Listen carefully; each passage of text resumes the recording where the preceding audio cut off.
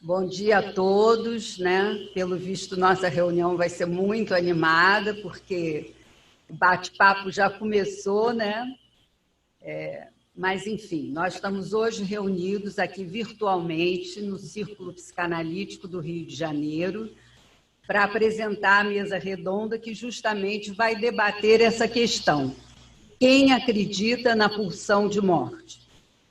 Nossos convidados são psicanalistas, colegas do Círculo, todos com um longo percurso no campo psicanalítico.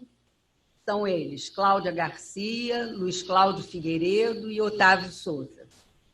Bom, nossa primeira palestrante será a Cláudia Garcia, atualmente coordenadora da Comissão de Formação Permanente do Círculo.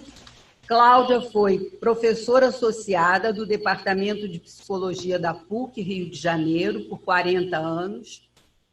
Entre alguns dos livros publicados, destacamos Limite de Eros, no qual é organizadora, e Entre Eu e o Outro, e Limites da Clínica e Clínica dos Limites, nos quais é autora junto com Marta Rezende Cardoso. Nosso segundo palestrante será Otávio Souza, psicanalista, pesquisador titular do Instituto Fernandes Figueira, da Fundação Oswaldo Cruz. Entre alguns dos livros publicados, destacamos Fantasia de Brasil, no qual é autor, e Elasticidade e Limite na Clínica Contemporânea, no qual é autor junto com Luiz Cláudio Figueiredo e Bianca Bergamo Savieto. E, finalmente, nosso terceiro palestrante, Luiz Cláudio Figueiredo, é professor da PUC São Paulo, psicanalista, e entre os livros publicados destacamos As Diversas Faces do Cuidar e Adoecimentos Psíquicos e Estratégias de Cura, Matrizes e Modelos em Psicanálise, nos quais é autor. Bem, só um lembrete, quem quiser direcionar perguntas aos palestrantes deverá fazer por escrito, pelo chat, direcionadas à minha pessoa, Maria Tereza da Costa Barros. Bem, vamos então dar início a essa semana que será bastante produtiva, esperamos assim, e que todos vocês vão se sentir contemplados com as palestras desses três queridos colegas. Cláudia Garcia, então, pode começar. Passo a palavra a você, Cláudia. Bom dia a todos. Eu vou fazer uma apresentação da pulsão de morte do ponto de vista do Green. Então, inicio o meu texto fazendo a pergunta, né? Green acredita em pulsão de morte? Sim, acredita, mas à sua maneira e sem equivaler a pulsão de morte ao trabalho do negativo.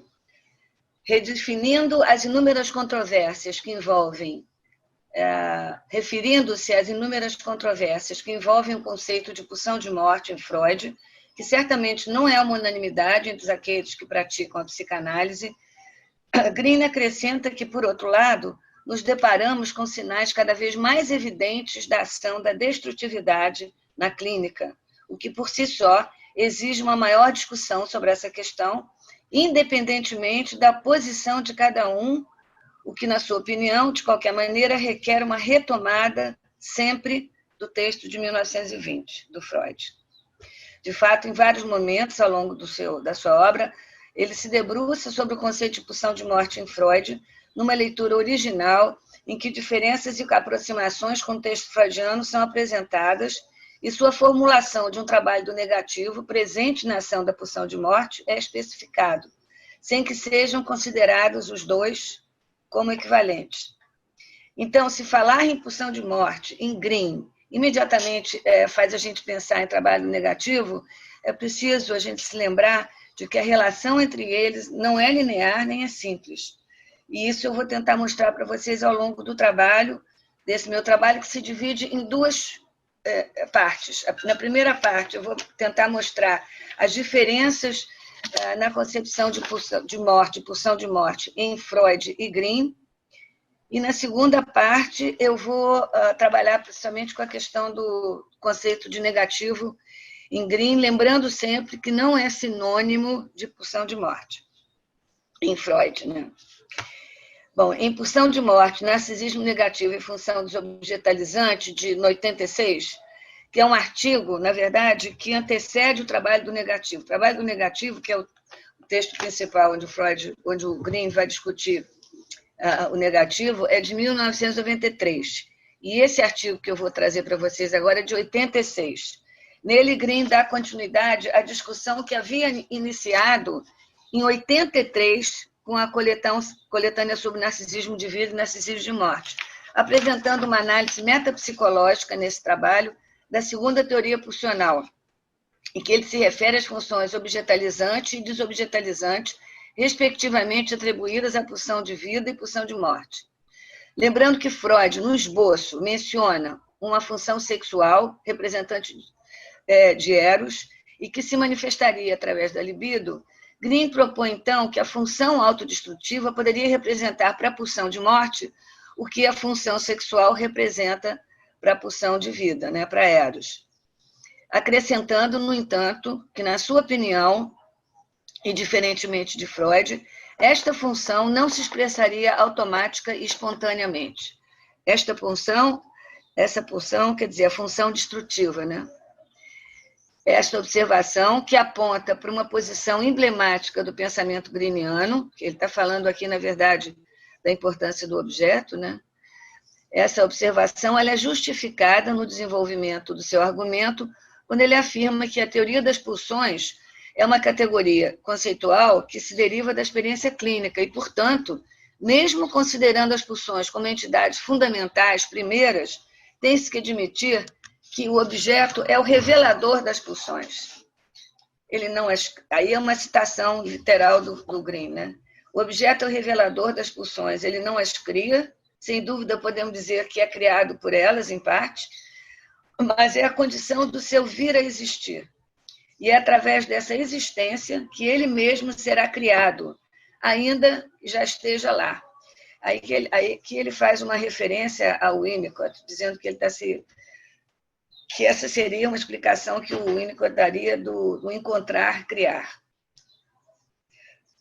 É uma explicação da ideia do Winnicott em encontrar, criar. É correto afirmar que as vicissitudes da dupla pulsão e objeto, núcleo originário do psíquico, dependem dos dois grandes mecanismos inerentes às pulsões de vida e de morte, ligação e desligamento. Essa afirmativa, no entanto, é insuficiente, dado que a pulsão de vida ela pode conter movimentos de ligação e desligamento, ou pode até mesmo absorver uma parte da pulsão de morte, né? que assim ela transforma. A hipótese de uma dualidade, que denomina de função objetalizante e função desobjetalizante, é então apresentada por Green como complementar à posição original freudiana.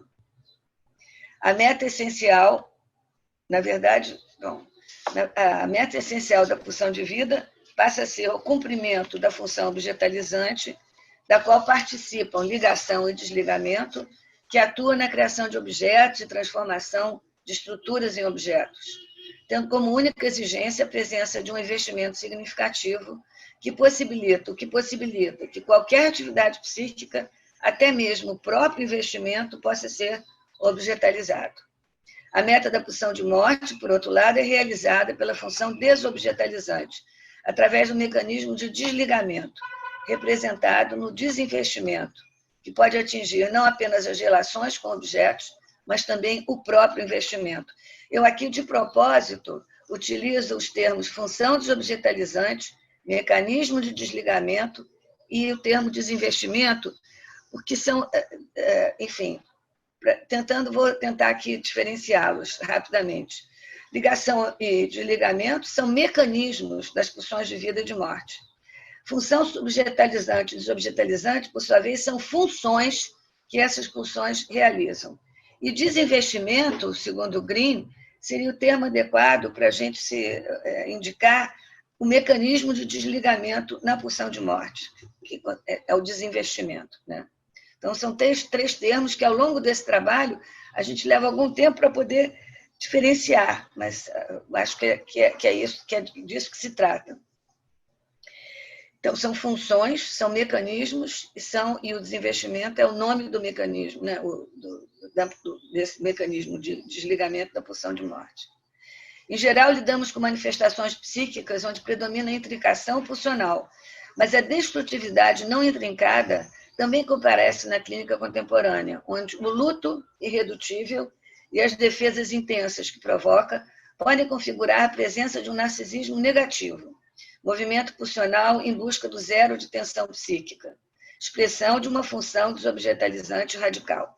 Sim, aqui, eu acho que se a gente quiser identificar a pulsão de morte no Freud com categorias do Green, a gente pode dizer, sim, que o narcisismo negativo para o Green é o equivalente à pulsão de morte em Freud, mas é especificamente o narcisismo negativo, que é uma figura do trabalho do negativo, né? Uma das figuras. As defesas primárias, assim como a alucinação negativa, a psicossomatose, suicídio, as neuroses graves, que daqui a alguns anos serão consideradas pelo Green como trabalho do negativo, são discutidas no âmbito desse trabalho de 86, apenas no âmbito dos mecanismos de ligação, desligamento e das funções objetalizantes e desobjetalizantes, sem nenhuma menção ao trabalho do negativo.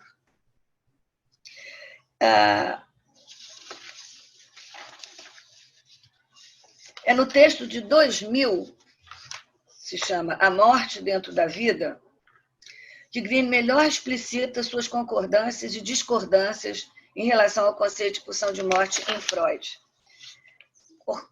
Concordâncias e discordâncias que vão delinear, aí estou citando o Green, vão delinear a sua concepção que reconhece a importância e realidade das forças destrutivas, mas, todavia, se diferencia da especulação freudiana.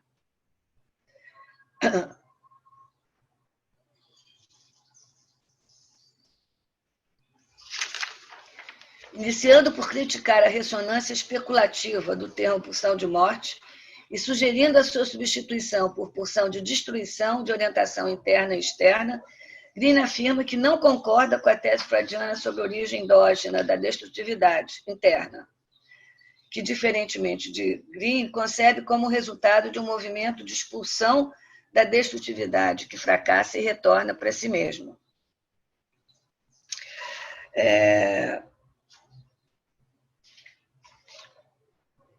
Não aceita também a tese de retorno ao inorgânico, como efeito da redução completa da tensão psíquica, e questiona a postulação do caráter regressivo e espontâneo da pulsão de morte fora do âmbito do princípio do prazer, defendendo que ela resulta de uma ativação do exterior para se manifestar, mantendo-se no restante do tempo silenciosa. Aponta, então, para a importância do objeto como desencadeador de manifestações destrutivas ou como fator de prevenção de forças destrutivas. E, mais uma vez, que isso é muito comum no texto greeniano, critica a pouca atenção dada por Freud ao papel fundamental do objeto, que teria a função principal de favorecer a intrincação pulsional e os investimentos objetais.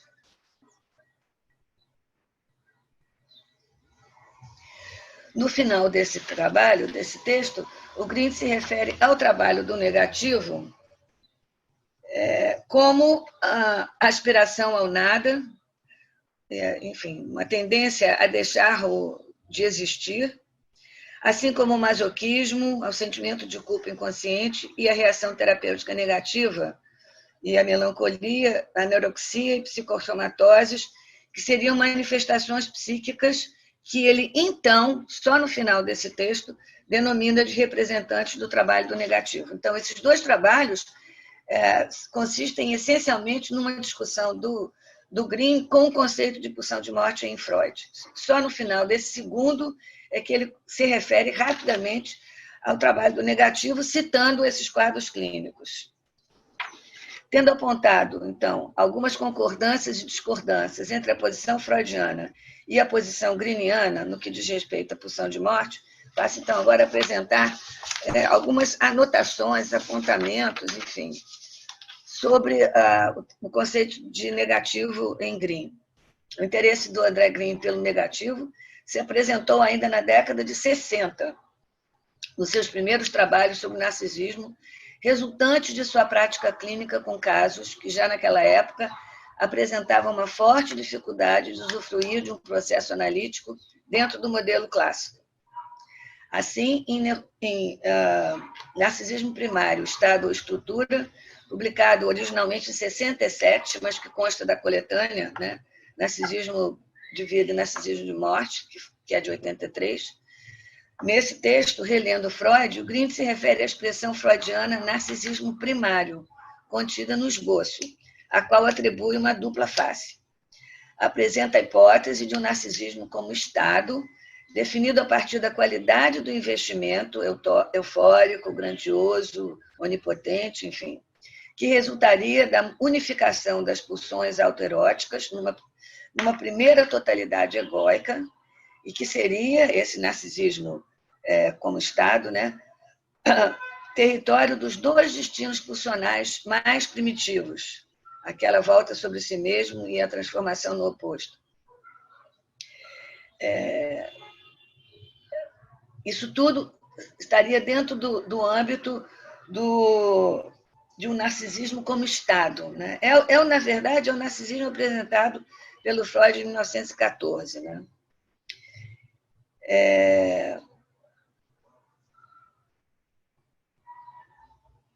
Esse seria o narcisismo do sonho, apresentado em 14, na primeira tópica, né? Que funcionaria de acordo com o princípio do prazer, possibilitando a produção onírica.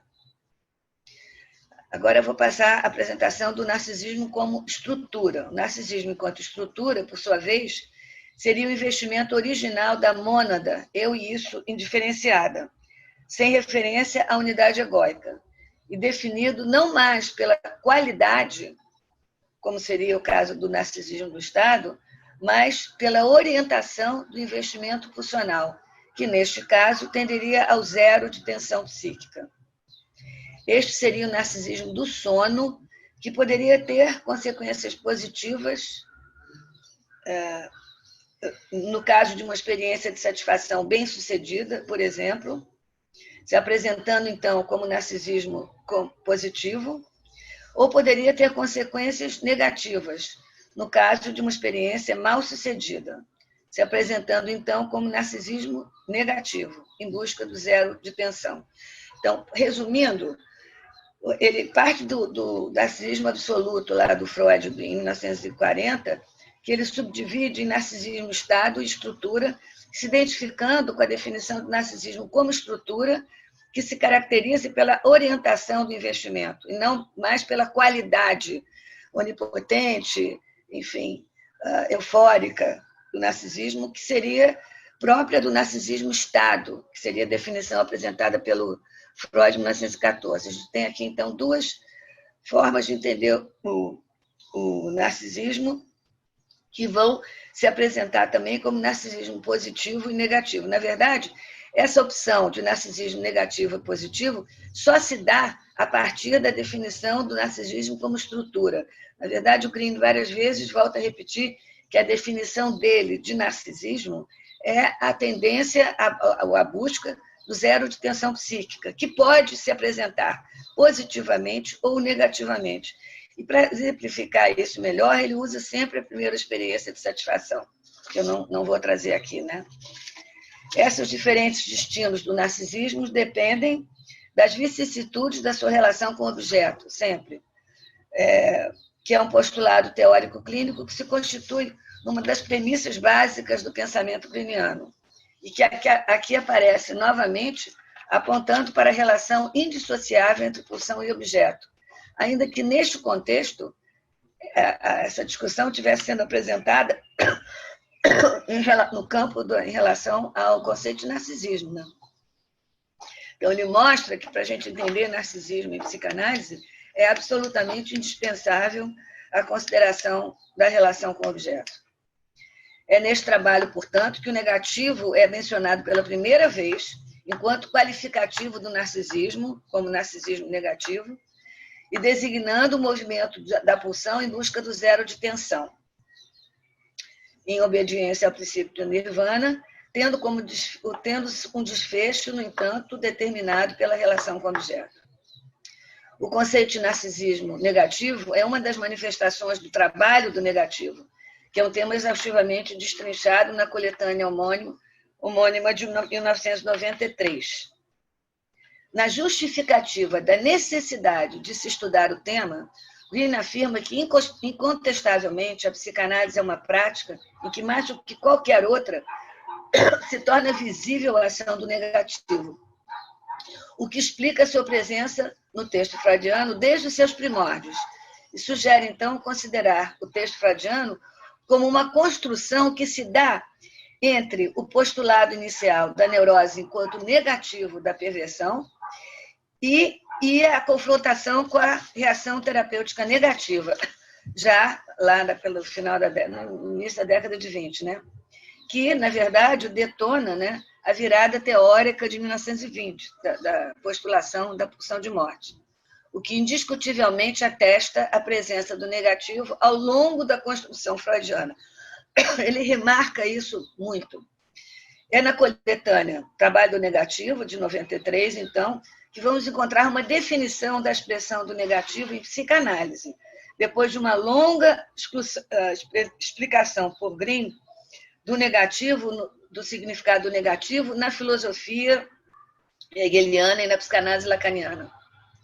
Referindo-se à polissemia do termo, ele apresenta 4 significados do conceito de negativo em psicanálise, que, na sua perspectiva, tanto pode se referir a uma oposição polêmica entre positivo e negativo, que muitas vezes implica, inclusive, na recusa da aceitação do positivo, e que pode levar tanto a uma hétero quanto uma autodestruição, mas também pode significar uma relação simétrica entre positivo e negativo, que são intercambiáveis e podem vir a ocupar posições invertidas. O negativo em psicanálise também se refere ao latente, que continua a existir sem ser percebido, numa perspectiva neutra, onde a ausência é o oposto simétrico da presença, ou indicativa do recalcado. E, finalmente, o negativo pode ser entendido no sentido do nada, daquilo que não se opõe nem ao antagônico, nem ao simétrico e nem ao perceptível. Esses sentidos do negativo podem se articular, como no caso do negativo no conflito consciente-inconsciente, o que aponta para um jogo de forças em funcionamento na ação do negativo. Uma releitura contemporânea da primeira experiência de satisfação no projeto identifica traços da ação do trabalho do negativo já na construção de uma primeira representação que possibilita o desejo. Também, nesse primeiro momento, o negativo estaria presente no conceito de inconsciente, na sua relação com o consciente. É a identificação do negativo nas defesas primárias, recalque, recusa, rejeição e negação, no entanto, que leva Greene a adicionar o termo trabalho ao negativo, considerando que toda defesa implica num trabalho, nesse caso específico, um trabalho negativante. O trabalho do sonho seria o primeiro trabalho do negativo presente no texto freudiano, que a gente pode designar, né? Porque lá na primeira experiência de satisfação, a gente está falando de traços do negativo. No trabalho do sonho, ele pode ser considerado como a primeira manifestação do trabalho negativo, representado pelos mecanismos de condensação e deslocamento.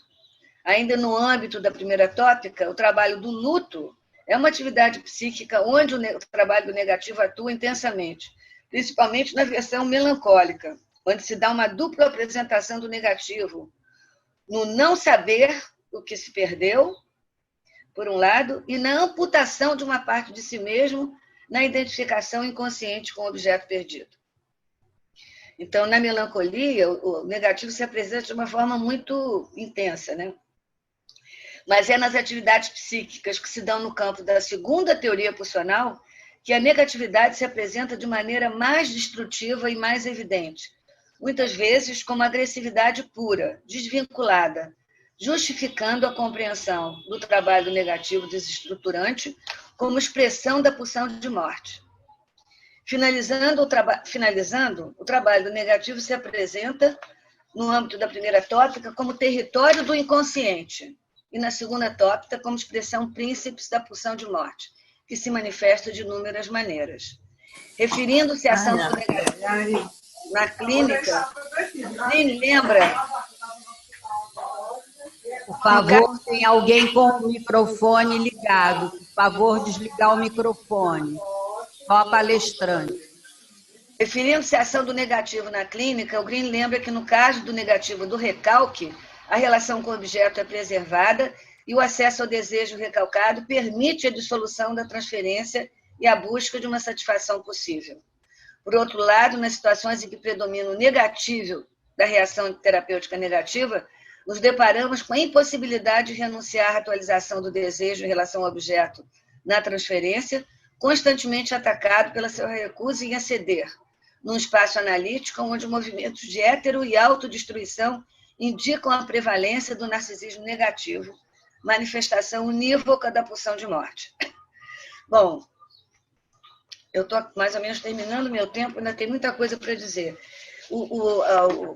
O Green, ele analisa a primeira, em várias partes da sua obra, ele se refere, analisa e trabalha exaustivamente o texto de 1925, da negativa do Freud, de onde ele, na verdade, deriva expressões ou manifestações do negativo muito, muito evidentes, como no primeiro movimento, aliás, mostrando que o primeiro movimento, que seria o movimento de expulsão, né? No julgamento de atribuição, o movimento de expulsão do mal, do ruim, que de alguma maneira redunda ou possibilita a constituição de uma primeira esboço egóico, representado pelo eu do prazer original. Esse é uma expressão do negativo, esse movimento de expulsão, assim como também, na negativa, o Freud se refere ao recalque, né, como sendo uma forma de se expressar na clínica as moções pulsionais, né, através enfim, apesar da resistência na clínica, o não que se apresenta na relação com o paciente apontaria para o recalque, que para o Green é também a manifestação do trabalho do negativo. Então, ele deriva do texto de 25 essas duas manifestações que são para ele assim fundamentais, né? O movimento de expulsão e a questão do recalque.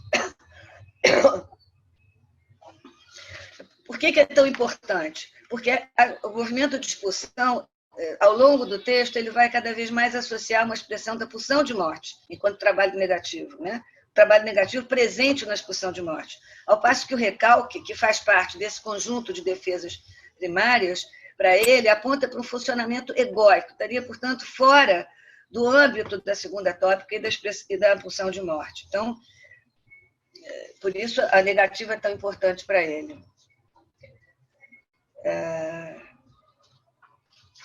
Bom, eu não sei ainda quanto tempo eu tenho, mas eu vou mais ou menos terminar aqui mencionando um outro conceito muito importante nessa discussão do Green, que é o conceito de alucinação negativa, que é uma manifestação do trabalho do negativo. Vou ler rapidamente essa parte sobre a alucinação negativa para poder terminar. Uma primeira definição greeniana da alucinação negativa, como representação da ausência de representação que ele apresenta na coletânea Trabalho Negativo, ele acaba se desvencilhando dessa definição, que ele considera muito ambígua, e ele apresenta, então, em 2002, uma definição da alucinação negativa como a não percepção de um objeto ou fenômeno psíquico perceptível. Lembrando que percepção em Freud não se limita à sensorialidade, mas implica num processo interno também. Então, referindo-se à alucinação negativa, ele diz tratar-se então de um fenômeno de apagamento do que deveria estar sendo percebido e, portanto, de uma ação do trabalho do negativo que envolve a percepção e a representação. Ele no início, se dedica a estudar a alucinação negativa na clínica, como uma forma de defesa, de resistência muito forte, né? Cita vários exemplos, dizendo, por exemplo, quando a ligação entre o emitido, as palavras de uma interpretação e o significado da interpretação essa ligação da sonoridade, como ele diz, com o significado é rompido. A isso ele chama de uma alucinação negativa do pensamento, que para ele também muitas vezes indica o que ele chama do branco do pensamento, que é essa sensação que o paciente tem de que tem um branco, né? Que tem um buraco, que não consegue lembrar, que não consegue associar. Do Freud para o Green, isso é uma manifestação da alucinação negativa, né?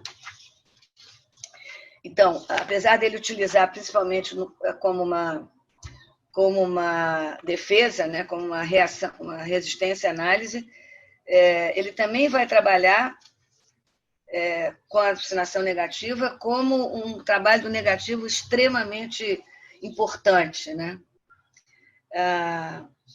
Foi a sua experiência com a clínica das estruturas não neuróticas e do seu entendimento da alucinação negativa como manifestação do trabalho do negativo, nas suas potencialidades positivas e negativas, que levaram Green a atribuir à alucinação negativa o papel central no apagamento do objeto primário, que é um processo indispensável à constituição do psiquismo, e cujo fracasso interfere drasticamente na construção da estrutura quadrante. Já estou quase terminando. O exemplo paradigmático do fracasso da alucinação negativa e, portanto, da ausência do trabalho negativo estruturante no processo de apagamento do objeto e suas dramáticas consequências subjetivas é apresentado no trabalho A Mãe Morta, de 1980. Né? Nele, Green relata o caso de uma paciente à mercê de uma mãe gravemente deprimida, presente fisicamente, mas ausente subjetivamente, o que impediu o seu apagamento dessa mãe enquanto objeto primário, necessário à estruturação do psiquismo de sua filha e a separação entre elas. Na discussão do caso, Green apresenta, então, a tese segundo a qual, quando tudo vai bem, parafraseando Winnicott, a separação da mãe implica no apagamento do objeto primário, que possibilita a constituição de um espaço pessoal próprio a ser ocupado pelos investimentos e representações próprios do eu, inclusive e principalmente pelos objetos substitutos, contexto que funda as bases para o narcisismo. O objeto, no entanto, ao ser apagado, não desaparece, mas torna-se estrutura enquadrante do eu, efeito de uma alucinação negativa, enquanto trabalho do negativo estruturante. A função do objeto é crucial no desfecho deste processo, em que tanto pode se apresentar como confiável, amoroso e falível, suportando o apagamento e a separação, quanto pode também se apresentar como desencadeador de forças destrutivas que tanto podem se dirigir para o externo, né, como se transformar numa autodestruição, expressão príncipes de um narcisismo negativo que expressa pungentemente o fracasso da construção de uma estrutura enquadrante. Receptáculo do eu, espaço a ser ocupado por investimentos eróticos e agressivos, sob a forma de representações, o que, nestes casos, é impedido pela ausência de um trabalho negativo bem-sucedido. Eu, mais ou menos, fico aqui, então, o que eu quero finalizar mostrando não só... há vários momentos aqui em que eu tinha trazido, mas que eu não vou ter tempo de apresentar, onde o Green explicita muito claramente as suas divergências em relação ao Freud, as suas discordâncias, e também a falta de, enfim, a impossibilidade da gente definir o trabalho negativo como expressão da pulsão de morte. Se o trabalho negativo realiza o desligamento próprio da pulsão de morte, ele dela se diferencia porque ele pode se apresentar como estruturante ou como desestruturante, tudo dependendo da relação com o objeto. Enquanto que a pulsão de morte, ela se apresenta essencialmente, no sentido freudiano, né, clássico, se apresenta essencialmente como desinvestimento, como função desobjetalizante. Diferentemente da função objetalizante presente no trabalho negativo e que se apresenta como estruturante e desestruturante. Enfim, esse é um tema complexo, extremamente extenso no Green e que me parece atualmente, eu nem pude aqui ler essa parte do trabalho, mas ele, num determinado ponto do trabalho, ele vai descrever em detalhes a ação de uma função desobjetalizante que remete, infelizmente, ou me remeteu, infelizmente, à situação que a gente vive no mundo atualmente, especialmente no Brasil. Então, eu acho que é um tema que a gente tem que estudar e tem que entender muito. Eu acho que, de alguma maneira, me ajudou um pouco a lidar com esse dia a dia tão difícil que a gente vem atravessando. Bom, gente, não é suficiente, mas, infelizmente, diferentemente do Green, não tem outra opção para oferecer. Obrigada, Cláudia, pela sua apresentação. E passamos, então, agora a palavra para Otávio Souza. Bom dia, gente. Bom dia, Cláudia. Bom dia, Maria Tereza. Bom dia, Luiz Cláudio. Bom dia a todos. Imenso prazer em estar aqui. Faço minhas as últimas palavras da Cláudia, né? O Freud, ele pensou na pulsão de morte bem lá quando o ovo da serpente estava sendo chocado, né? E nós nos encontramos no momento onde a gente fica torcendo para esse ovo da serpente não dar nascimento a muita coisa, mais coisa do que já está dando, né? Bom, eu vou ler porque eu vou abordar Lacan como me foi gentilmente pedido, se eu quisesse, e eu resolvi pegar bastante uma parte de Lacan, e então são raciocínios bastante tortuosos, e então a leitura ela se faz necessária. Para mim, é sempre bastante difícil abordar em termos pessoais a questão da crença. Acredito na pulsão de morte? Bom, acho que sim. Acredito em Deus? Acho que não. Mas se realmente não acreditasse, mesmo assim, teria imensas dificuldades em admitir o respeito a Deus. A crença, adianta Lacan, sempre se coloca por sobre o horizonte da dúvida. O sujeito balança. A crença pode cair. Eu sei, mas mesmo assim. Não creio em bruxas, mas mesmo assim. E por esses caminhos, ela, a crença, lança suas raízes no inconsciente. Gostei muito do convite para falar sobre a crença na pulsão de morte. Esse convite impele a emprestar um cunho mais confessional ao que escolho dizer. Cada analista tem um pano de fundo teórico pessoal, formado por muitas crenças teóricas que orientam sua prática, as quais têm trechos mais conscientes e outras que se formulam em planos mais imprecisamente, em planos mais ou menos inconscientes. Formulam mais imprecisamente. Procurei pensar num conceito psicanalítico em que eu definitivamente não acredito. O ego autônomo, da psicologia do ego, foi o único que me veio na cabeça. Difícil pensar em outro. Na verdade, acredito em quase todos os conceitos e noções psicanalíticas. Se acredito, posso também não acreditar. Muitos deles uso muito, outros nem um pouco. A questão da crença na pulsão de morte pode então ser colocada nos termos do uso que dela fazemos, cada um, das suas ideias e noções, das ideias e noções, da sua ideia e das ideias e noções que lhe são irmanadas, assim como das que dela derivam. A pulsão de morte tem irmãos, filhos, sobrinhos e netos, e podemos nos afeiçoar a muitos de seus familiares sem nos determos em sua genealogia. Uma pergunta. Em que a crença na pulsão de morte divide, hoje, as concepções teórico-clínicas no campo psicanalítico? Eu vou desafiar e vou dizer que acho que não divide muito. Eu acho que nós não estamos divididos entre os que acreditam e os que não acreditam em pulsão de morte, apesar de que muitos acreditam e muitos não acreditam. Mas eu acho que isso não divide significativamente a sensibilidade clínica desses analistas. Ela não parece separar em campos nítidos as principais contribuições da psicanálise contemporânea. Basta pensar o conto, o holding winnicottiano da pulsão de vida e a continência bioniana da pulsão de morte são conjugados por muitos de nossos autores prediletos, sem que a passagem pela questão da pulsão de morte se apresente como uma encruzilhada relevante. Tal como estritamente conceituada por Freud, certamente muito poucos acreditam na pulsão de morte, principalmente no que diz respeito às elucubrações biológicas sobre que se apoia. Deixando de lado os aspectos biológicos e atendo-nos à sua incidência no tocante à compreensão do funcionamento psíquico, proponho fazer um pequeno percurso sobre algumas consequências da proposta da pulsão de morte sobre o próprio trabalho teórico de Freud, assim como sobre alguns dos grandes autores que participam de sua posteridade. No meu percurso pessoal, minha compreensão da pulsão de morte se iniciou com a referência ao ensino de Lacan.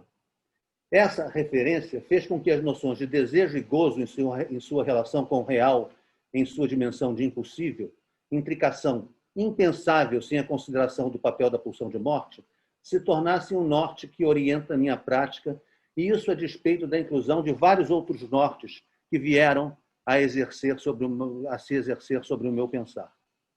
Esses outros nortes, adianto, podem ser resumidos na referência aos nomes de Melanie Klein, de Bion e de Winnicott, como certamente na referência aos autores que na psicanálise contemporânea se inspiram na obra desses psicanalistas.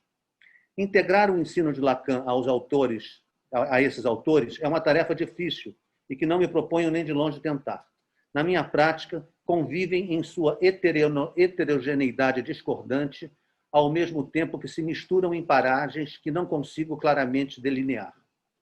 Apenas para dar uma ideia inicial dos entrecruzamentos a serem considerados, diria que se Melanie Klein, apesar das muitas diferenças, acredita, como Freud, no dualismo pulsional, Lacan, pelo seu lado, acredita apenas na pulsão de morte. Para ele, as pulsões sexuais são as pulsões parciais, e as pulsões parciais são, fundamentalmente, pulsão de morte, sendo que essas pulsões, para manter a exigência freudiana da dualidade constitutiva do psíquico, se contrapõem ao amor em sua dimensão imaginária e narcísica não pulsional. Já o Winnicott, por sua vez, pode-se talvez dizer, acredita somente nas pulsões de vida, somente na força vital. E a dualidade exigida é por ele concebida nos termos da distinção entre a área não pulsional da experiência pré-subjetiva da onipotência primária e a da experiência pulsional propriamente dita. Nesse ponto, pode-se forçar uma aproximação entre Winnicott e Lacan, na medida em que, para ambos, a dualidade não se dá entre duas qualidades da pulsão, mas entre uma área pulsional e outra não pulsional. Mesmo assim, penso que as consonâncias, no que diz respeito à pulsão de morte, são muito maiores entre Klein e Lacan. Para ambos, a relação com o objeto mal, a incidência da pulsão de morte, desempenha um papel constitutivo inaugural em suas concepções do devir psíquico. Retomando minha trajetória pessoal, em sua cronologia, eu teria agora de falar de Winnicott, que foi o primeiro autor que frequentei mais seriamente logo após minha deriva para longe de Lacan. Assim, a gente abandona Lacan, mas Lacan não abandona a gente. Ele volta. Teria de falar também de Balint. Nessa altura, devo confessar que eu li esses autores, quase deixei de acreditar na pulsão de morte. Mas, mesmo assim, prefiro retardar o comentário sobre Winnicott e retomar o fio de Freud, lendo-o com o que, logo depois, vim aprender junto a autores próximos ao pensamento de André Green, principalmente no que diz respeito à sua leitura da reviravolta dos anos 20 no pensamento freudiano, da significação das propostas da segunda tópica da pulsão de morte para a prática clínica. Para mim, a leitura de Green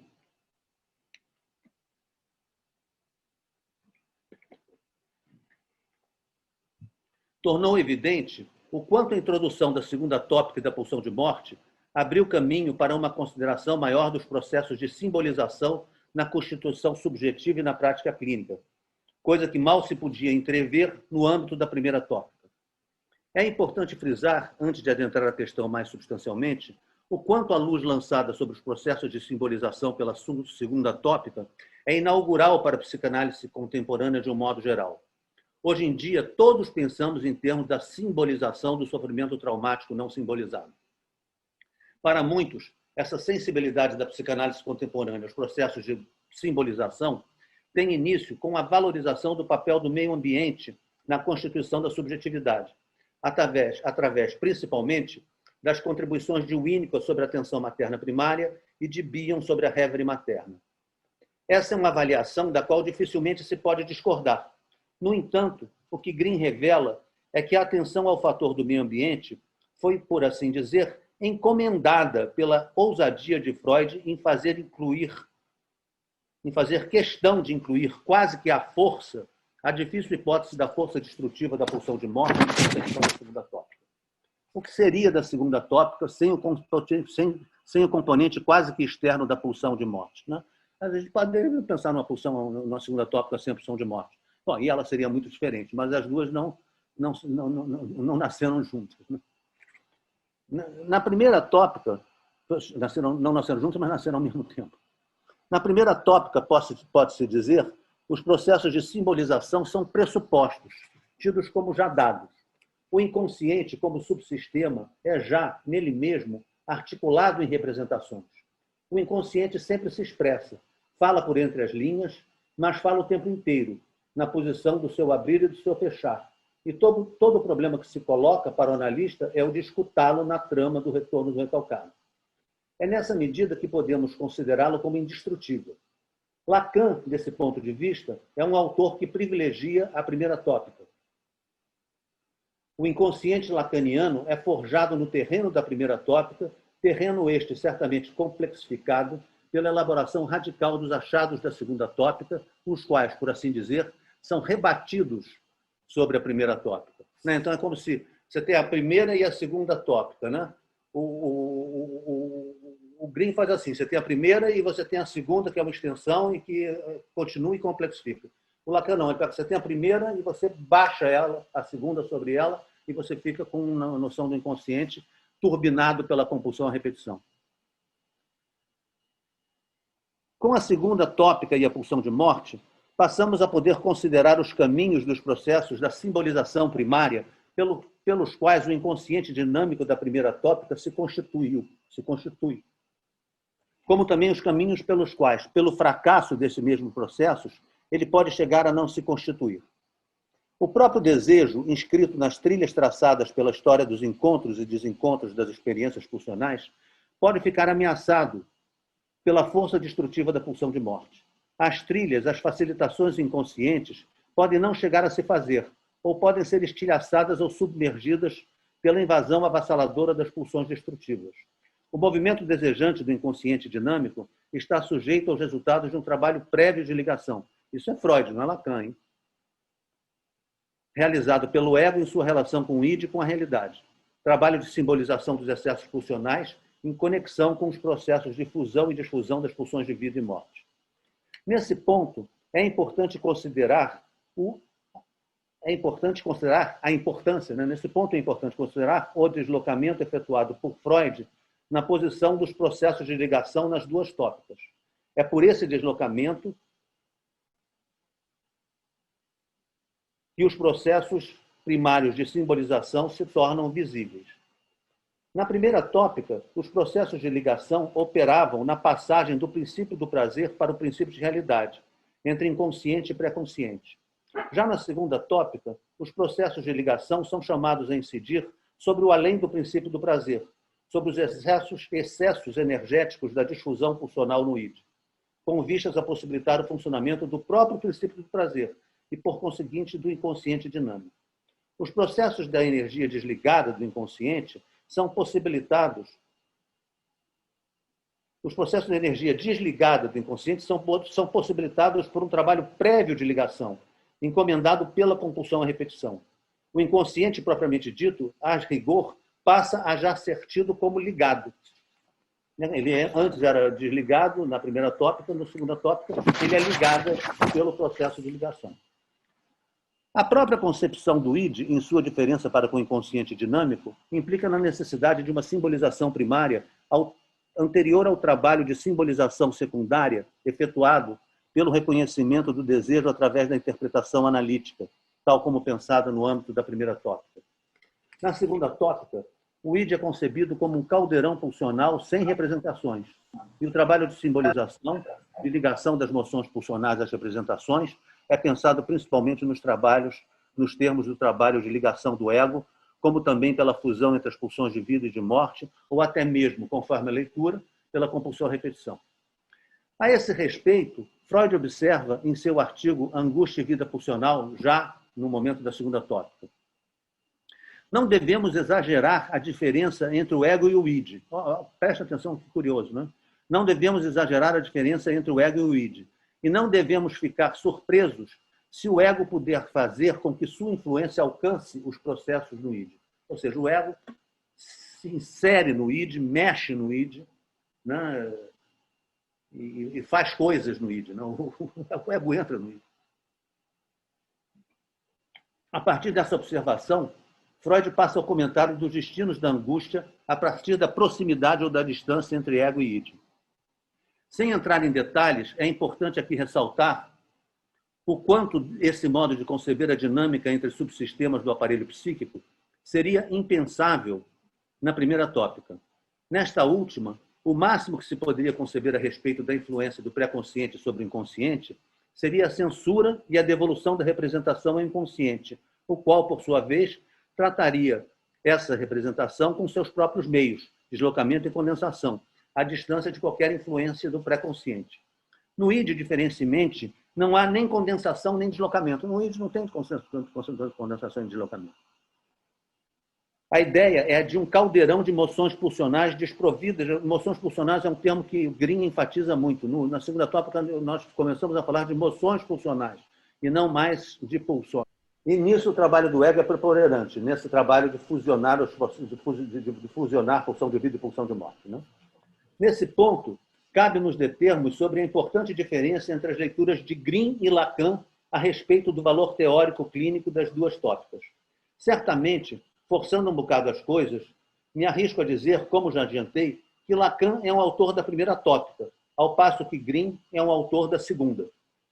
Diante da novidade que a segunda tópica traz a respeito da função da ligação como condição da constituição do inconsciente, a estratégia de Lacan, ao longo da quase totalidade de seu ensino, sem contar o último Lacan, foi a de renovar a primeira tópica, relendo-a através dos achados da segunda. Bom, agora vem um pensamento lacaniano e ele, qualquer coisa me peça, tá? Para eu ler reler mais rápido, mais devagar. Para Lacan, o significante, a linguagem, ao incidir sobre as necessidades vitais do organismo, mortifica a vida, mortifica o gozo, deslocando-o para o horizonte infinito do trajeto do desejo, desejo de morte, em última instância. É no seminário sobre a ética que Lacan fala no desejo como desejo de morte. O vazio da coisa, o real, o objeto mau expulso pela pulsão de morte para a formação do ego-prazer, objeto desprovido de representação, para Lacan, não para Melanie Klein, né? É concebido como centro atópico. Ele fala na l'extimité de la chose, né? A extimidade da coisa, em torno do qual espirala o desejo na representação de um significante para outro. Retomaremos esse argumento mais adiante. Subsequentemente, no seminário sobre os 4 conceitos fundamentais, Lacan virá a trazer os objetos A para o lugar da coisa, fazendo a carne habitar o lugar do vazio. Mas ainda aí, os objetos A continuam a serem compreendidos como efeito do poder mortificante da linguagem, como recortes do significante efetuados sobre o corpo biológico. Nessa perspectiva, o significante permanece sendo correlativo da pulsão de morte. Todo ser vivo pode ter alguma coisa próxima às pulsões de vida, os instintos de vida, por que não? Somente o ser humano, o ser falante, é afligido pela pulsão de morte, trazida por seu acesso ao simbólico, pela incidência mortificante da linguagem sobre o corpo biológico.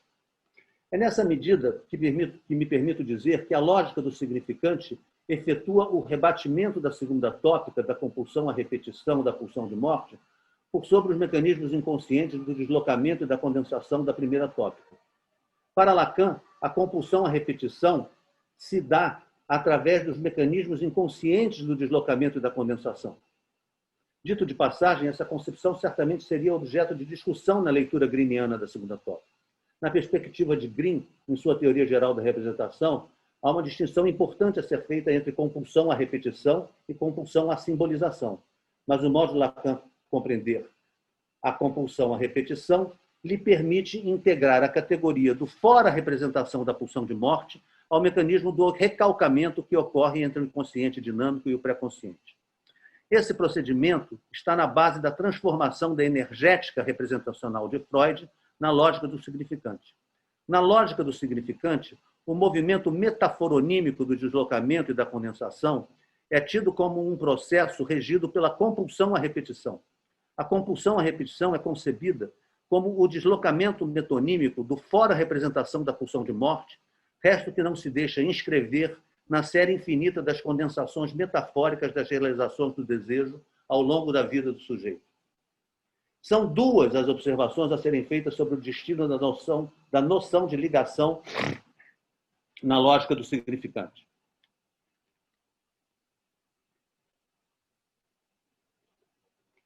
Em primeiro lugar, enquanto que em Freud a compulsão à repetição é localizada em uma região tópica distinta daquela em que se dão os processos através dos quais o desejo se realiza, em Lacan, como já foi visto, a compulsão à repetição, a repetição do fora-representação que existe por se significar, é o próprio motor que impulsiona o desejo.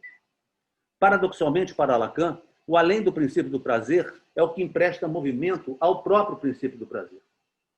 Como para o Freud da primeira tópica, para Lacan o inconsciente fala o tempo todo, ça parle, ele é indestrutível em sua essência. O problema não está em que não fale, como o id desprovido de representação da segunda tópica deixa imaginar, nem em que possa vir a não falar, como a ideia de difusão pocional deixa entrever, mas que não se escute. Mas o problema é que não se o escute. Não se trata de ligar, de simbolizar o não simbolizado, como concebem os psicanalistas que se interessam pelos processos de simbolização, mas de reconhecer o desejo em sua insistência repetitiva. O não simbolizado é estrutural, já está presente no deslocamento desejante como sua causa e responde pela incompletude estrutural do outro do significante.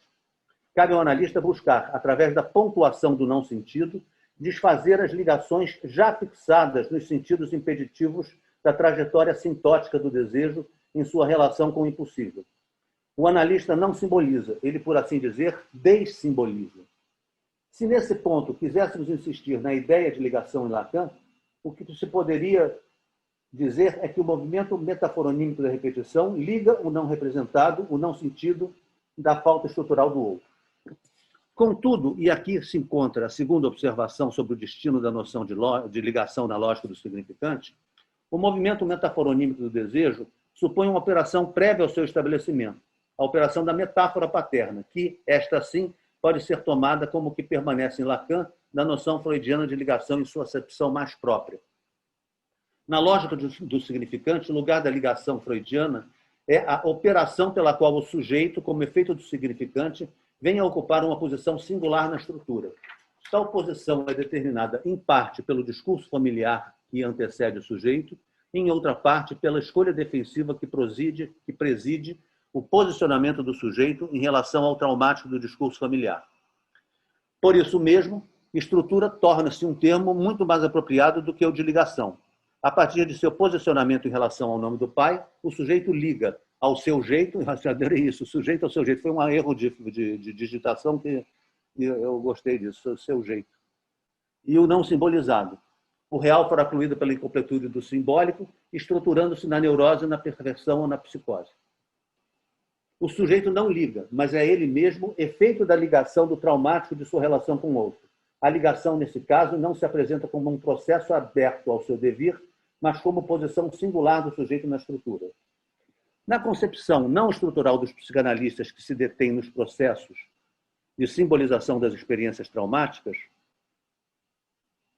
os processos de ligação acontecem ao longo da vida do sujeito e cabe ao analista favorecer seu desdobramento através da atenção dedicada aos modos do funcionamento psíquico, não só do analisando, como também do próprio analista.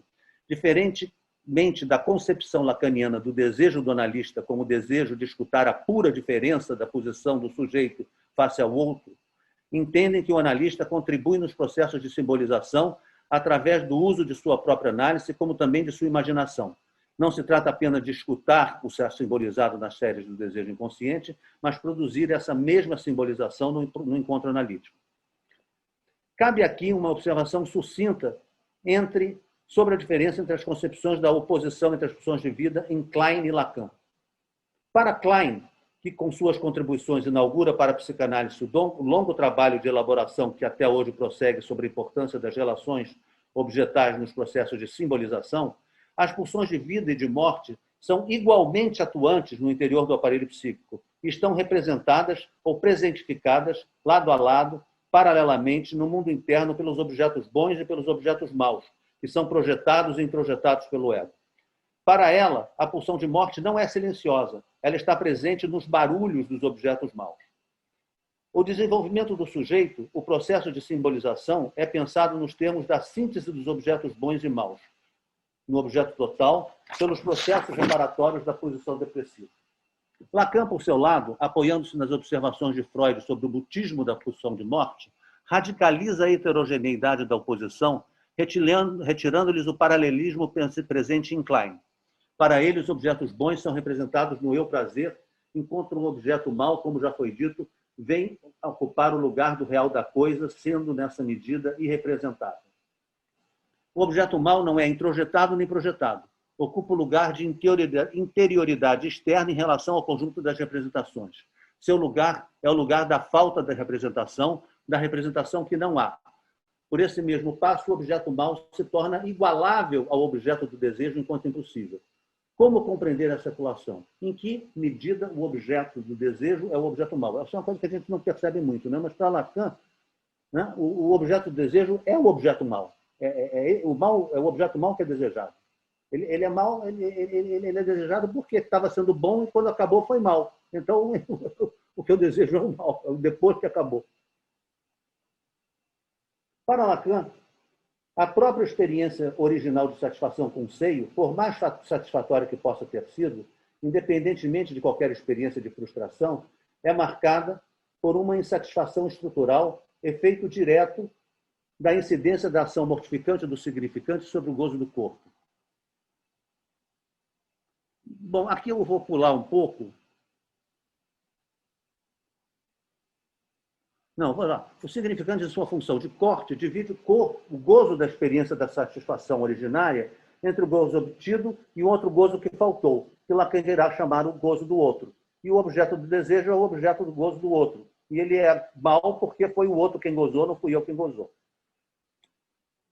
Só para resumir isso aqui. Em Klein, a concepção que se impõe como mais próxima das teorias de Lacan sobre o desejo em sua relação com o gozo é a da inveja primária, introduzida tardiamente em sua obra. Com a inveja primária, Klein embaralha os lugares dos objetos. Antes, os bons presentificavam as pulsões de vida e os maus a pulsão de morte. Com a noção de inveja primária, a pulsão de morte passa a incidir sobre o próprio objeto bom. E isso é o mais puro Lacan. Isso é Lacan. O desejo é invejoso. Se em Klein a busca é domesticar a inveja pelo desenvolvimento dos sentimentos de gratidão, em Lacan a busca é levar o sujeito a atravessar a fantasia que encobre o real com cenários em que um outro não castrado goza de um gozo infinito que não há. Retomando o curso do comentário sobre a importância da reviravolta dos anos 20 para a compreensão dos processos de simbolização, devemos acrescentar, ainda acompanhando Green, que foi necessário mais um passo para que esses processos entrassem em linha de consideração no interior da própria situação analítica. E esse passo foi que o papel do objeto nos processos de simbolização também recebesse a luz que lhe era devida. Essa luz, nos limites do conjunto de personagens que admiti no presente trabalho, foi trazida primeiramente por Klein, com a concepção de que o trabalho do ego, em sua função de prover o id com representações, só poderia ser levado a efeito em parceria com o objeto bom. Eu já falei muito sobre esse momento, que eu acho muito emocionante. O papel do objeto nos processos de simbolização, em seguida Klein, foi trazido de modo mais concreto e qualitativo por Winnicott e Bion, com as funções de holding e de continência. Holding das pulsões de vida, continência das pulsões de morte. Avaliar as transformações das teorias sobre a pulsão de morte, em seguida a introdução do papel do meio ambiente nos processos de simbolização, seria o objeto de um trabalho dedicado apenas a esse tema. Tá?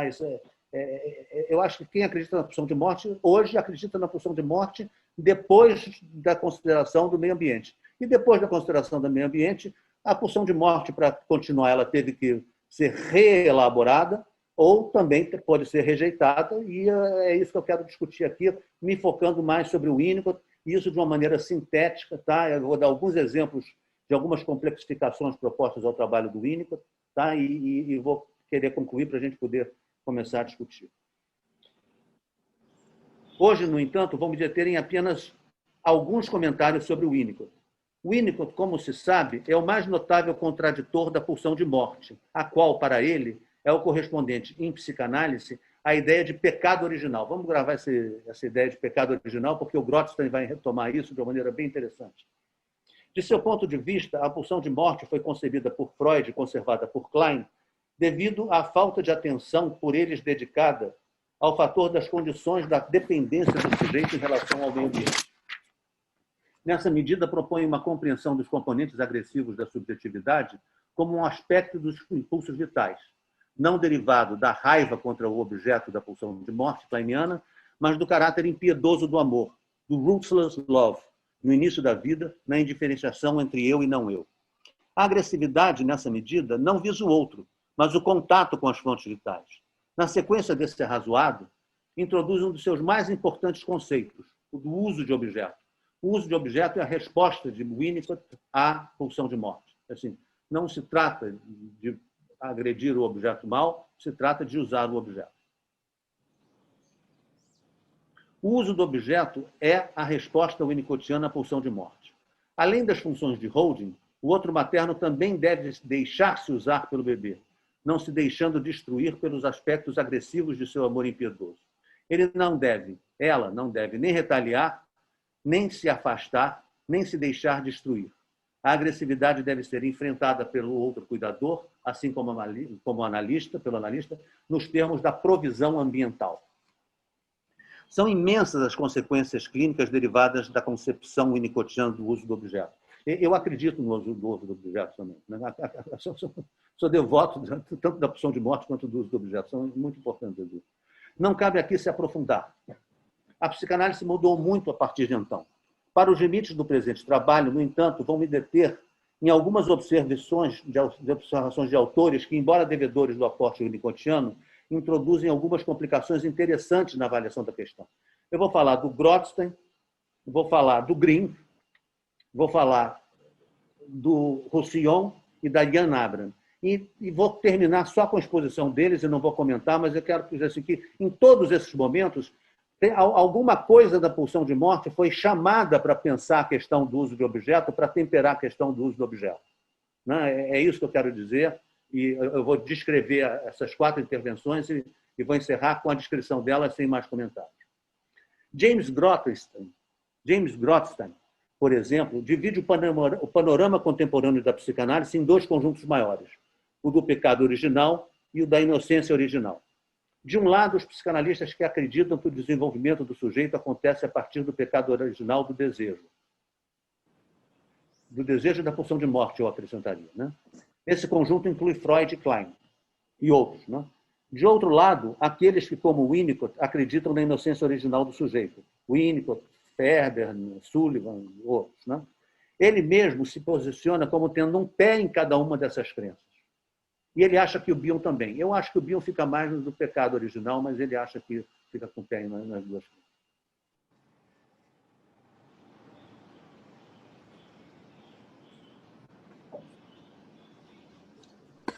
Otávio, seu microfone fechou de novo.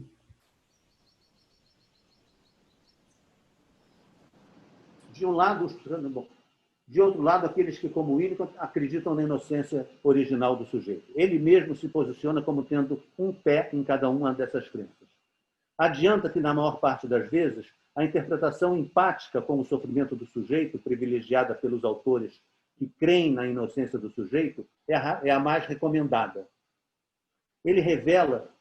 Essa interpretação, revela que o analista compreendeu a aflição do desamparo e que, desse modo, entende que o sujeito foi obrigado a tomar as medidas defensivas que tomou. No entanto, observa, em muitas ocasiões, isso não deve ser feito de modo algum, pois o analista deve estar atento se sua interpretação empática do desamparo não está sendo oferecida para o inimigo, ou seja, para a parte da personalidade que mantém o sujeito inocente em cativeiro. Acho muito interessante essa. Nessa mesma linha de raciocínio, mas de modo particularmente ácido, Green, em sua mal-criada conferência em homenagem a Winnicott em Londres, ele foi fazer a conferência memorial de Winnicott com o trabalho Playing and Reflection, e ele desanca o Winnicott.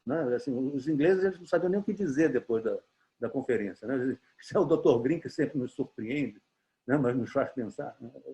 É bem impressionante esse texto. Playing and Reflection, na obra de Green, né? Na obra de Winnicott, que é o título disso. Green afirma acreditar que Winnicott estava errado em confundir a agressividade do amor impiedoso com o que é pura e simples destruição, descartando, por essa via, a consideração da pulsão de morte do corpo de seu pensamento clínico. Prossegue dizendo que não julga suficiente encarnar a mãe boa no tratamento do paciente, que não basta apenas sair do consultório quando a paciente atua sua destrutividade, quebrando toda a sua mobília. Ele aqui deve estar se referindo ao tratamento da Margaret Little com o Winnicott. Né?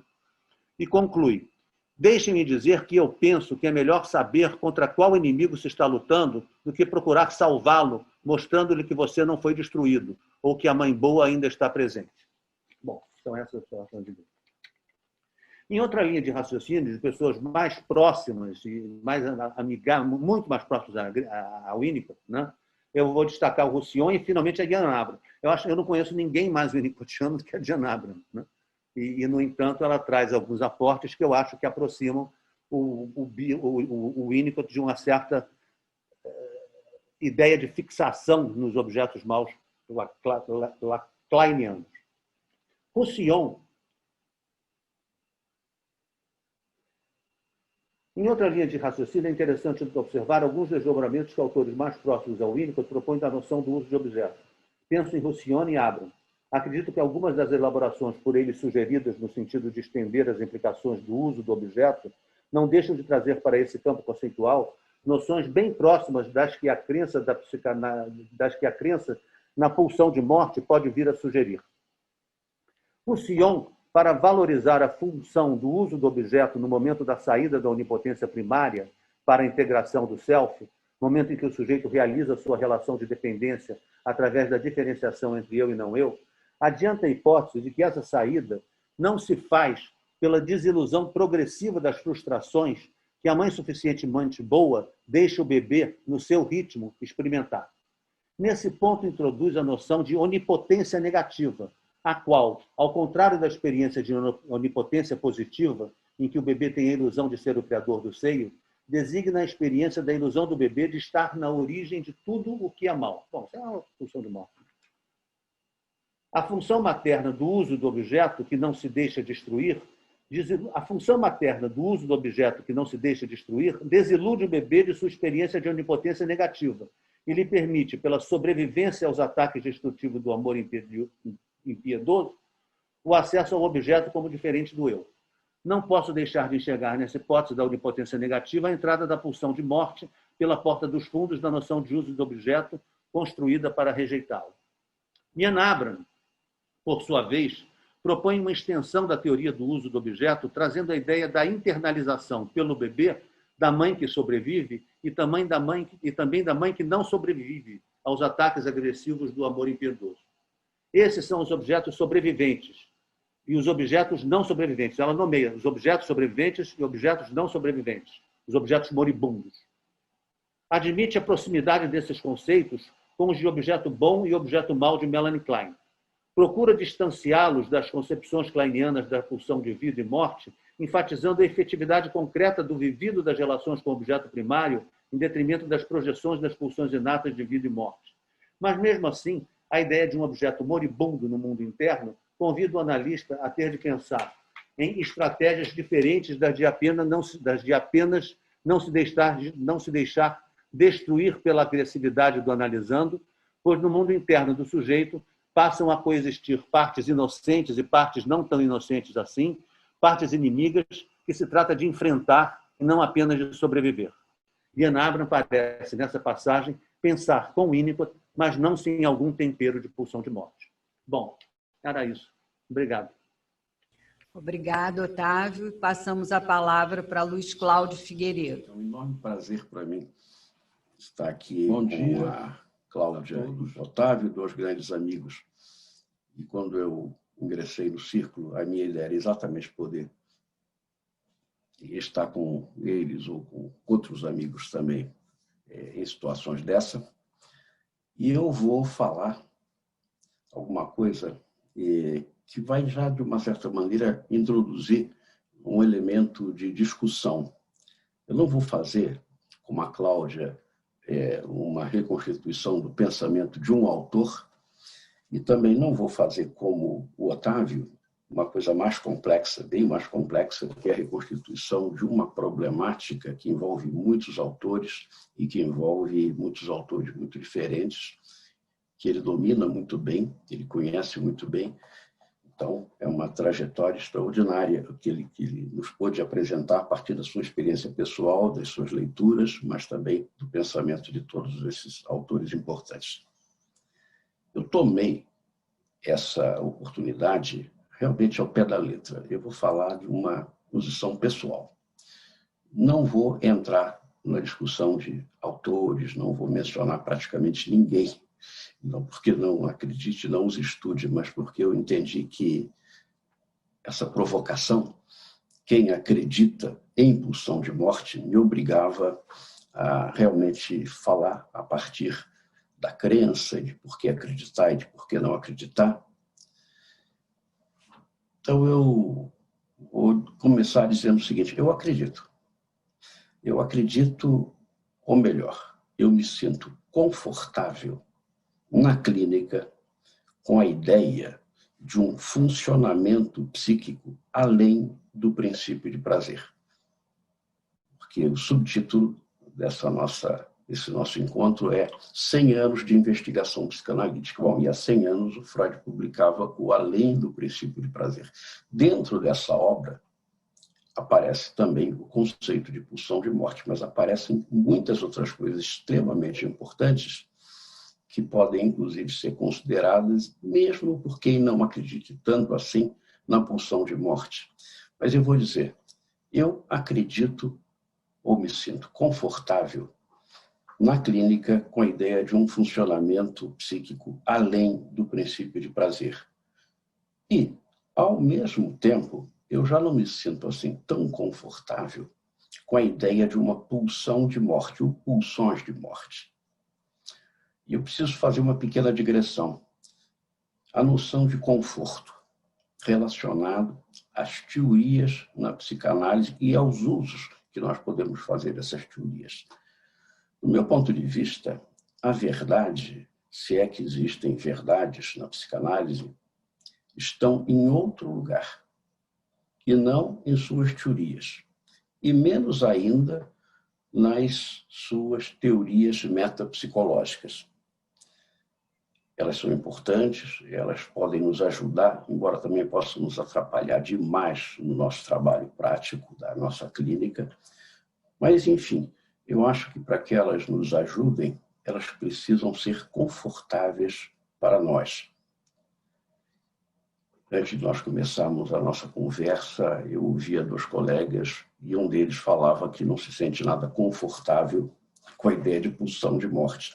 Independente das razões alegadas, onde a gente não sente conforto, é melhor não usar e continuar praticando sem aquele conceito, sem aquela teoria, e fazer o nosso trabalho, que pode perfeitamente ser feito independente de crenças dessa natureza. Eu, por exemplo, acho que várias coisas que costumam, e justificadamente costumam estar ligadas ao conceito de pulsão de morte, poderiam perfeitamente também ser entendidas, interpretadas e manejadas na clínica sem esse conceito de pulsão de morte. Na verdade, por exemplo, a compulsão à repetição. A compulsão à repetição, ela pode ser interpretada, e eu acho que ela pode aparecer efetivamente nos psiquismos, segundo o princípio de prazer e desprazer, que é como começa a aparecer em 1914, recordar, repetir, elaborar, e vai aparecer de maneira ainda mais intensa, além de 1920, tanto em Freud como em outros autores que leram além do princípio de prazer. Então, nós podemos perfeitamente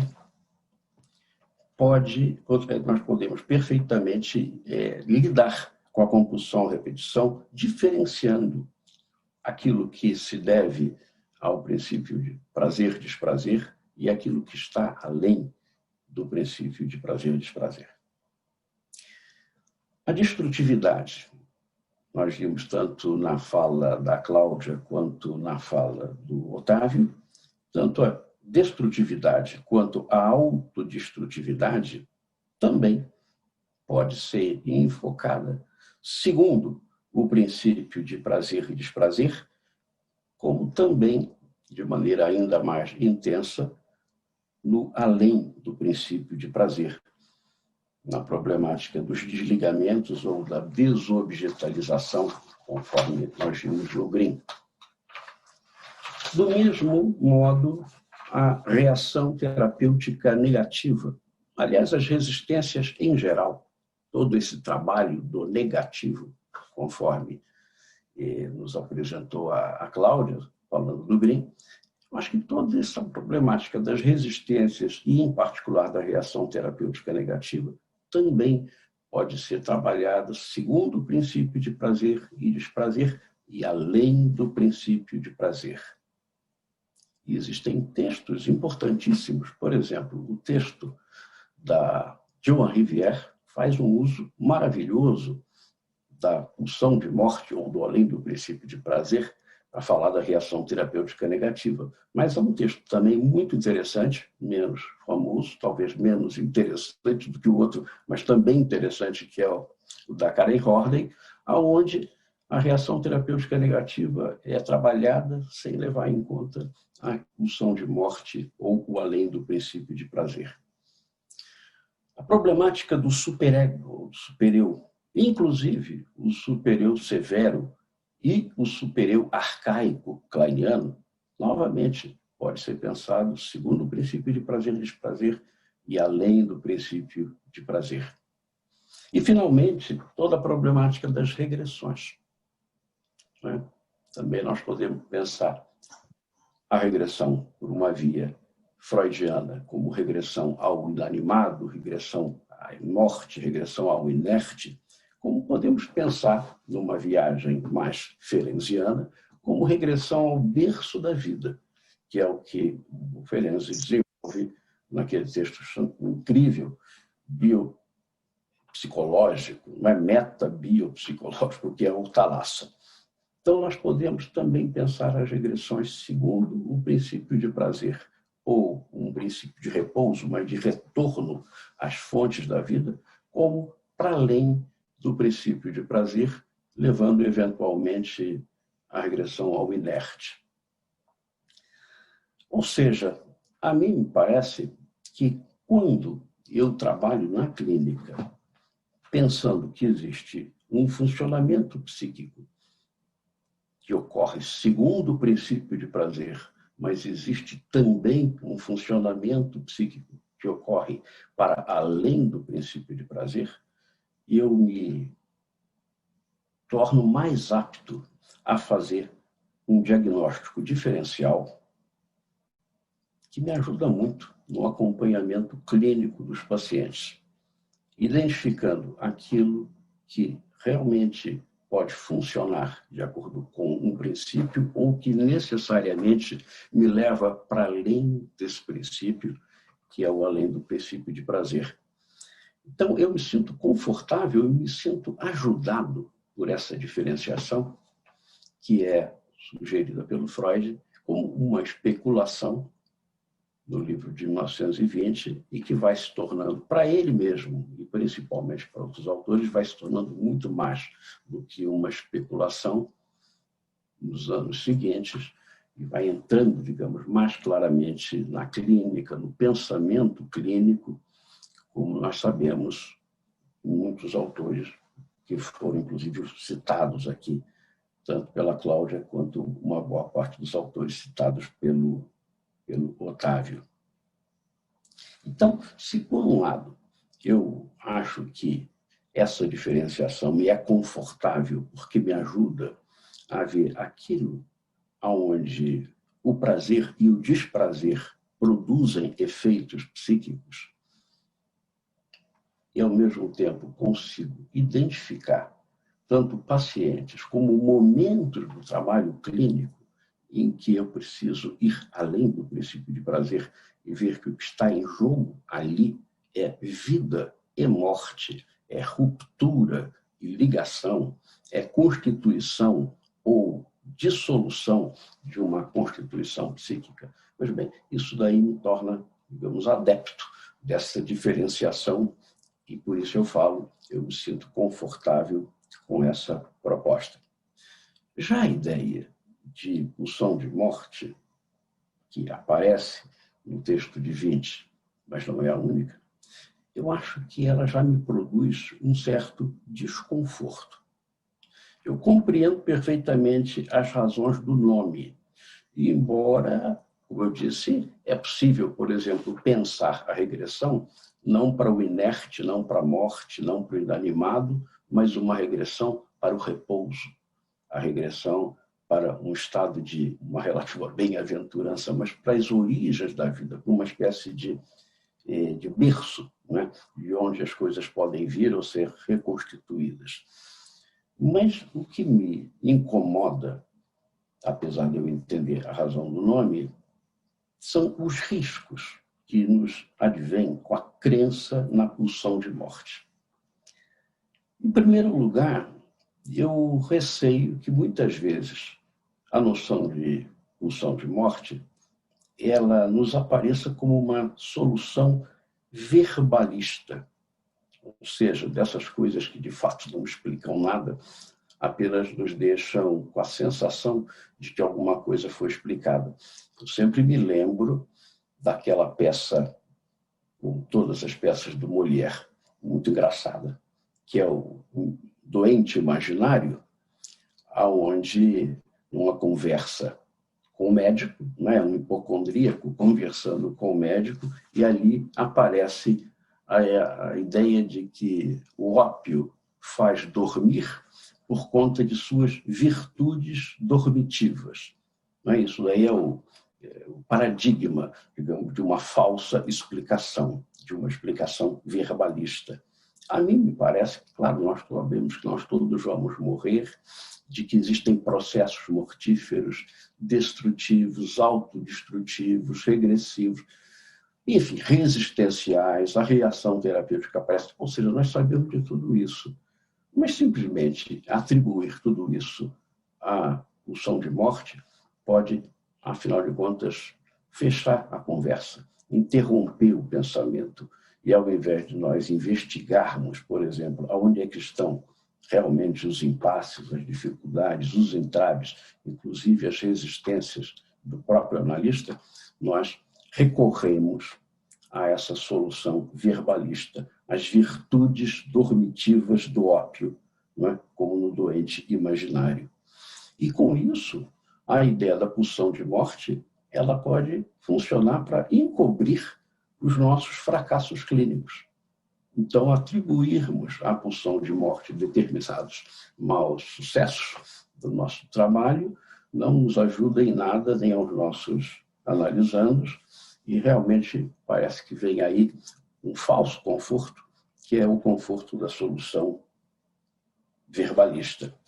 E, finalmente, nós temos, então, os encobrimentos, o uso da ideia da pulsão de morte para encobrir as próprias resistências do analista, as suas inabilidades, as suas dificuldades de fazer contato com a sua vida e com a vida emocional dos seus pacientes. E, nessa medida, eu fico de pé atrás com a ideia de pulsão de morte. Bom, aonde é que eu poderia chegar com isso?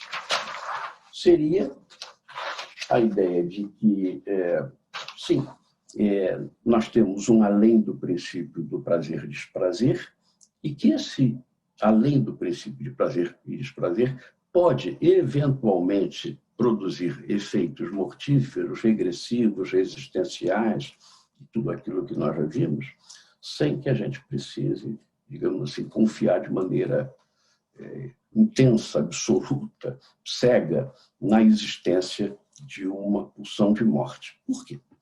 Porque boa parte das questões que fazem com que o princípio prazer e desprazer, digamos, interrompa a sua vigência, o seu império, e dê lugar ao seu além, tem a ver com aquilo que já foi apontado, aliás, desde a fala da Cláudia, mas voltou também na fala do Otávio, que é a problemática do objeto, da relação entre as pulsões e os objetos.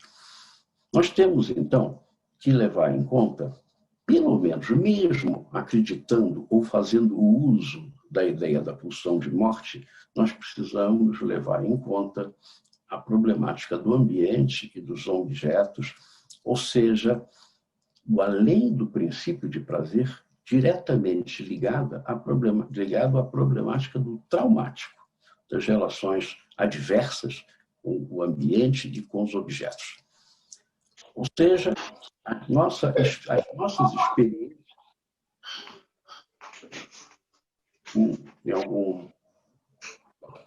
tem algumas experiências nossas cuja dimensão traumática produzem efeitos que praticamente, se não ocupam completamente o lugar que seria o da crença na pulsão de morte. Do meu ponto de vista, a crença na pulsão de morte, ainda que ela se mantenha, ela precisaria necessariamente estar associada à problemática do traumático. Sejam os traumas por excesso pulsional, onde, é lógico, existem falhas do objeto a serem consideradas, mas não necessariamente falhas, objetos muito falhos, simplesmente objetos que não dão conta, às vezes, de excessos pulsionais que não têm a ver com o ambiente, têm a ver com com o intrapsíquico mesmo, mas principalmente os traumas por quebra de confiança no ambiente, nos objetos primários, onde, de fato,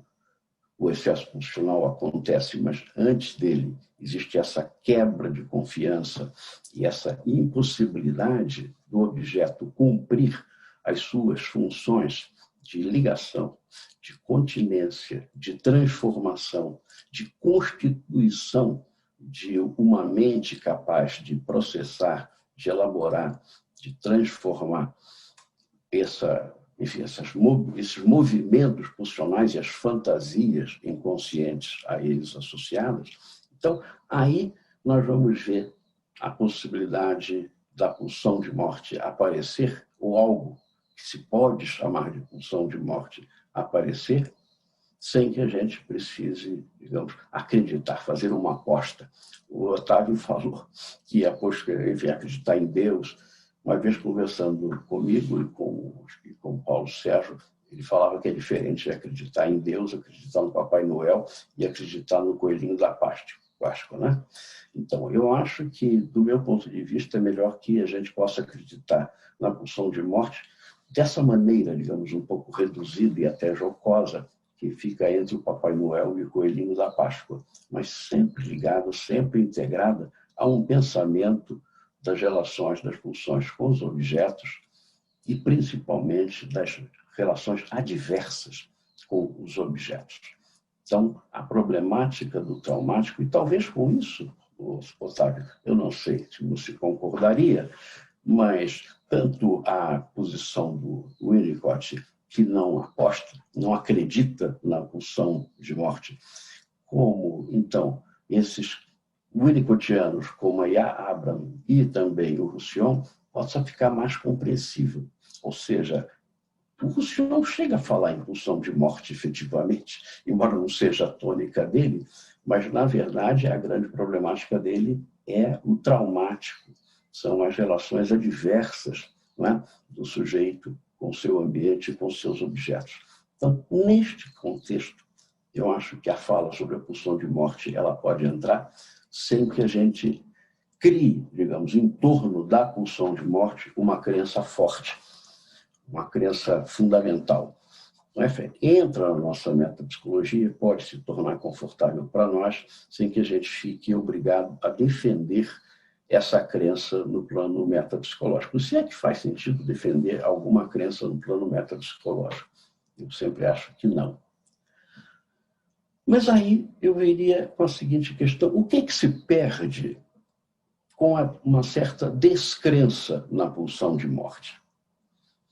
Em primeira coisa que a gente perde com uma certa descrença na pulsão de morte, ou colocando, digamos, como uma crença secundária associada a outra, podendo, digamos, operar e nos ajudar, mas num contexto, por exemplo, em que relações com o objeto e a problemática do traumático aparecem, a primeira coisa que a gente perde é a própria ideia do dualismo pulsional, que era para o Freud extremamente importante. A gente sabe que ele tinha ficado muito chateado, porque a partir da introdução ao narcisismo parecia que poderia vir a se desfazer algum dualismo pulsional, e a gente sabe que a psicanálise não subsiste sem algum dualismo, não apenas dualismo pulsional, mas, enfim, situações de conflito, de confronto, de impasses. Então, perder o dualismo pulsional e suas derivações seria talvez uma decorrência desagradável, já que nós estamos falando em crença, em conforto. Eu agora vou falar, seria desagradável desacreditar da pulsão de morte e, com isso, a gente perder também o suporte de uma crença, de uma aposta no dualismo pulsional e em suas derivações. E, do meu ponto de vista, afinal de contas, para que serve, para que nos serve o dualismo pulsional e os conflitos entre pulsões? A gente sabe que para o Freud, antes, era o conflito entre pulsões sexuais e pulsões do eu. Quando ele descobre que pelo menos uma parte das pulsões que vão investir o eu são também sexuais, né? Que é o que ele propõe na introdução ao narcisismo, ele fica um pouco desarvorado, porque ele vê que começa a se dissolver o dualismo pulsional, e ele reconstitui o dualismo pulsional no além do princípio de prazer. O além do princípio de prazer, em primeiro lugar, é mostrar que existe um funcionamento psíquico além do princípio de prazer. Mas, dentro desse contexto, vai se reconstituir também o dualismo pulsional, com essa aposta que o Freud faz, especulativa ainda, na tal da pulsão de morte. Mas para que nos serve, voltando, então, a ideia do dualismo pulsional e dos conflitos entre pulsões? Do meu ponto de vista, que é um ponto de vista bastante kleiniano, é porque isso nos garante a ideia de que as nossas relações com o mundo, com todos os objetos e com o ambiente, essas relações estão marcadas pela ambivalência. É uma ambivalência de base, é uma ambivalência metapsicológica, não é ainda uma ambivalência que possa ser experimentada. No início, a Melanie Klein até acreditava nisso, mas ela rapidamente começa a pensar que não, que no começo é possível enfrentar essa ambivalência através de cisões, criando, por exemplo, as defesas, essas defesas básicas que estão na base da constituição psíquica, que seria a posição esquizoparanoide. Então, a posição esquizoparanoide seria um modo básico para lidar com a ambivalência, com o caos da ambivalência de base, que faz com que o mundo fique muito confuso, muito caótico, impossível de ser pensado, de ser vivido, de ser sentido de uma maneira minimamente operativa. Então, nós temos uma ambivalência de base que está sendo garantida pela ideia de um dualismo pulsional, né? Que vai, então, exigir cisões que vai produzir conflitos, eventualmente vai produzir todos os outros mecanismos, ou vai exigir acionar todos os outros mecanismos de defesa, como a repressão.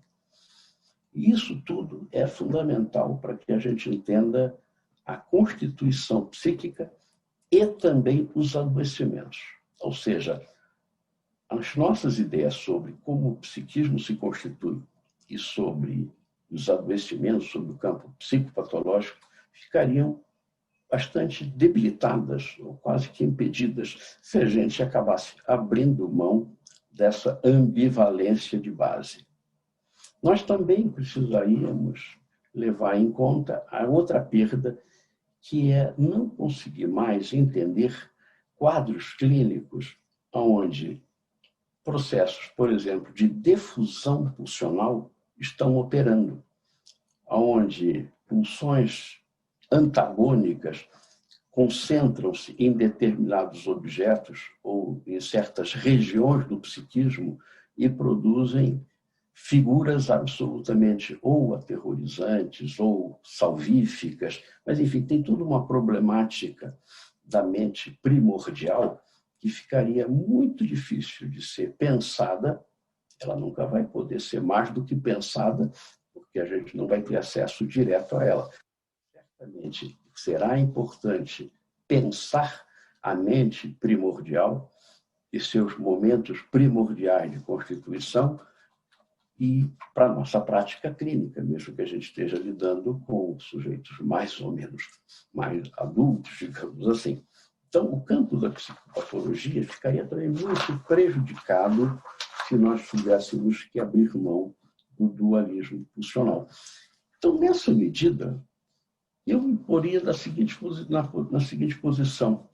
A pulsão de morte, do meu ponto de vista, é uma ideia, para mim, pouco confortável e mesmo perigosa por parecer confortável demais. As soluções verbalistas, elas sempre me parecem confortáveis demais, e aí reside o perigo. Mas, apesar de perigosa por confortável demais, mas de fato, no meu ver, pouco confortável, será que ainda assim ela é necessária? Será que é preciso que eu aposte, digamos assim, numa construção que não me deixa absolutamente à vontade, mas que se torna necessário para pensar uma série de coisas com as quais eu sou defrontado no meu trabalho clínico? Porque eu acho que é aí que a gente tem que pensar. Eu acho que o título dessa nossa mesa é Quem acredita porque acha necessário essa crença, ou algum grau de crença, ou alguma qualidade de crença na pulsão de morte, porque a clínica assim o pede, o intima a essa crença. Por outro lado, fica uma pergunta que eu deixaria para a nossa conversa de agora, que é, será que não teria uma outra via? Uma via verdadeiramente mais confortável para falar dessa ambivalência de base e dos processos de cisão e de difusão pulsional? Porque isso sim precisa ser pensado e precisa ser enfrentado. Todas as sutilezas metapsicológicas, do meu ponto de vista, são sutilezas metapsicológicas. Não detém nenhum valor de verdade e não tem nenhuma eficácia, do meu ponto de vista, nenhum interesse, se não puderem mostrar o seu serviço no nosso trabalho, no nosso dia a dia, na nossa escuta, nas nossas interpretações e manejos. Mas a essa pergunta, se há uma outra via para manter a ambivalência de base sem precisar sustentar a crença na pulsão de morte, eu reconheço, para essa pergunta não tenho resposta. Eu não sei. E com isso eu termino a minha rápida fala hoje. Eu agradeço aos palestrantes, né, e a todos os participantes. Tivemos uma manhã muito agradável, apesar dos temas debatidos serem extremamente complexos, né, e suscitam muitas controvérsias e questões, mas nós vamos ficando, então, hoje por aqui. E se Cláudia, Otávio ou Luiz Cláudio quiserem dizer uma última palavra aos nossos participantes, vocês estão com a palavra aberta. A qualidade da fala de Luiz Cláudio e Cláudia, né? Estamos entre Cláudios e Cláudias, né? Muito bom, obrigado, foi ótimo, prazer estar aqui. Para mim também foi muito bom, agradeço a todos, a vocês dois e principalmente ao público não pagante, porque o espetáculo era gratuito hoje, mas muito bom. Era uma coisa dessa que a gente espera de uma sociedade de psicanálise. Eu também estou muito contente, foi ótimo estar aqui, foi ótimo escrever esse trabalho, me deu muito trabalho, inclusive. É um tema de que eu gosto muito que eu acho extremamente, extremamente atual.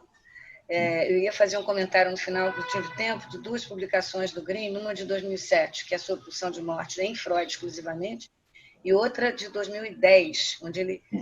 São 2 trabalhos que eu acho que não existem ainda em português. Esse último, de 2010, chama-se Ilusões e Desilusões do Trabalho Psicanalítico. Onde, num artigo, num texto sobre as apresentações do narcisismo fora dos dados clínicos, é imperdível, porque eu acho que ela descreve, mas assim, de uma maneira muito pungente o que a gente está vivendo.